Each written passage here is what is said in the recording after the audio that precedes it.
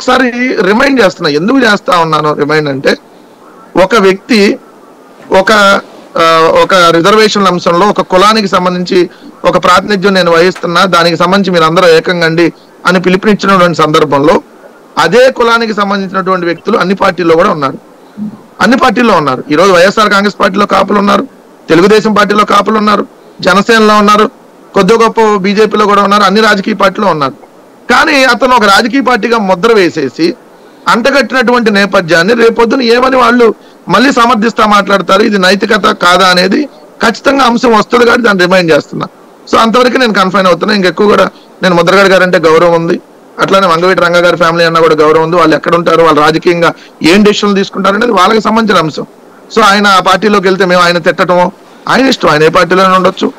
ఆయన అంటే మాకు గౌరవం ఉంది, ఆయన ఏ పార్టీలో సీట్లు పోటీ చేస్తారనేది ఆయనకు సంబంధించినటువంటి అంశం. సో ఇక్కడ రెండో అంశం వచ్చేటప్పటికి కాపులు ఐక్యత, కాపులకు సంబంధించి రాజ్యాధికారం, కాపులకు సంబంధించినటువంటి రిజర్వేషన్, ఈ మూడు అంశాలే కదా మేజర్ గా ముద్రగడ పద్మనాభం గారు మాట్లాడింది. మరి ఇది ఇప్పుడు జనసేన తెలుగుదేశం పొత్తులో ఉన్నాయి, ఖచ్చితంగా పొత్తులోనే వెళ్తాయి. ఇది ఫిక్స్డ్. ఇది ఎవరన్నా కాదన్నా వాళ్ళిద్దరు పొత్తులో వెళ్తున్నారు అనేది ఫిక్స్డ్. మరి అదే తెలుగుదేశం పార్టీ కదా ఇదే ముద్రగడ గారిని లంబూతులు తిట్టింది. మరి అదే పార్టీతో పొత్తులో ఉండి ఐక్యతగా అదే కండవ ఆయన మెల్లో వేసుకొని, ఎందుకంటే జనసేన పార్టీ నుంచి పోటీ చేసిన తెలుగుదేశం కండవ కూడా మెల్లో వేసుకొని ఆయన రేపొద్దున ఎన్నికలకి వెళ్లాల్సినటువంటి నేపథ్యం వస్తే ఏమని సమాధానం చెప్పి ఆ రోజు లంబూతులు తిట్టినటువంటి లోకేష్ చేత క్షమాపణ చెప్పించి కాపు జాతికి క్షమాపణ చెప్పించి ఎన్నికల్లో పోటీ చేస్తారా అంటే ఊహాగానాలు. ఆయన జాయిన్ అవ్వట్లే ఇంకా. బట్ వచ్చేటటువంటి అంశాలను మనం డిస్కస్ చేస్తున్నాం. మీరు డిబేట్ అంశం వచ్చింది కాబట్టి.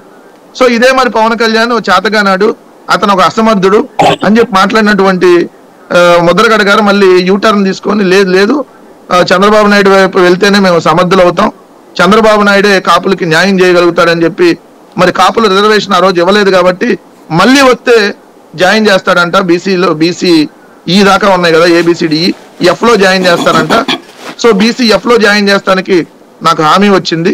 ఒకవేళ కానీ అధికారం వచ్చినా నాకు చేయలేదు అనుకోండి, మళ్ళీ 6 నెలల్లో మళ్ళీ మోగిస్తాను, ఏది అదేమంటారు సార్, పల్లెము గరిట మోగించి మళ్ళీ చేస్తానని చెప్తారా? ఇవన్నీ వచ్చేటటువంటి క్వశ్చన్ నేను అంటున్నా. ఇంతవరకు నేను కన్ఫైన్ అయ్యి మాట్లాడతా.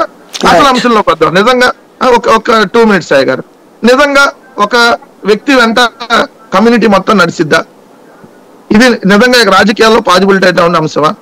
ఎందుకంటే మనకే తెలుసు సార్, రెడ్డిలో 100 సంఘాలు ఉన్నాయి, కమ్మలో ఒక 100 సంఘాలు ఉంటాయి, కాపుల్లో ఒక 500 సంఘాలు ఉన్నాయి, ఎస్సీ మాల సంఘం, మాదిగ సంఘం, అలానే ఎస్టీలకు సంబంధించి అనేక సంఘాలకు అనేక రకాలు. ఒకళ్ళేమో సంక్షేమ సంఘం అంటారు, ఒకళ్ళేమో సంక్షేమ సేన అంటారు, ఒకళ్ళేమో రెడ్డి యూత్ అంటారు, ఇంకొకళ్ళేమో కాపు సంఘం అంటారు, ఇంకోళ్ళేమో కమ్మ సంఘం అంటారు. ఇలా ఒక సంఘం అంట మొత్తం కమ్యూనిటీ వెళ్తుందా? సంఘాల్లోనే 10 సంఘాలు ఉన్నప్పుడు ఏ సంఘం వెనుక ఏ కమ్యూనిటీ మొత్తం వెళ్ళిద్ది జనరల్ గా మనం మాట్లాడుకుంటే? సో వైశ్య కమ్యూనిటీలో అనేక సంఘాలు ఉంటాయి, బ్రాహ్మణ కమ్యూనిటీలో అనేక సంఘాలు ఉంటాయి.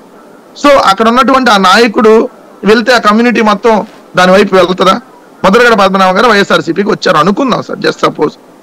అప్పుడు ఏమంటారు? కాపు జాతికి అన్యాయం చేశాడు ముద్రగడ పద్మనాభం గారు, అసలు కాపులు ఎవరు ముద్రగడ పద్మనాభం గారు అంటే లేరు, ఆయన అసలు ఒరిజినల్ కాపు కాదు అని మాట్లాడతారు కదా వీళ్ళందరూ. లేదు ఇప్పుడు అవతల పార్టీలోకి వెళ్తే మేము వెనకాల కూడా విమర్శలు చేస్తారు కదా. అంటే ఒక వ్యక్తి వెనకాల ఎప్పుడు కూడా ఒక కమ్యూనిటీ ఉండదు, ఇది ఫ్యాక్ట్. దీన్ని మనం ఒక వ్యక్తి నిజంగా ఒక రాజకీయ పార్టీ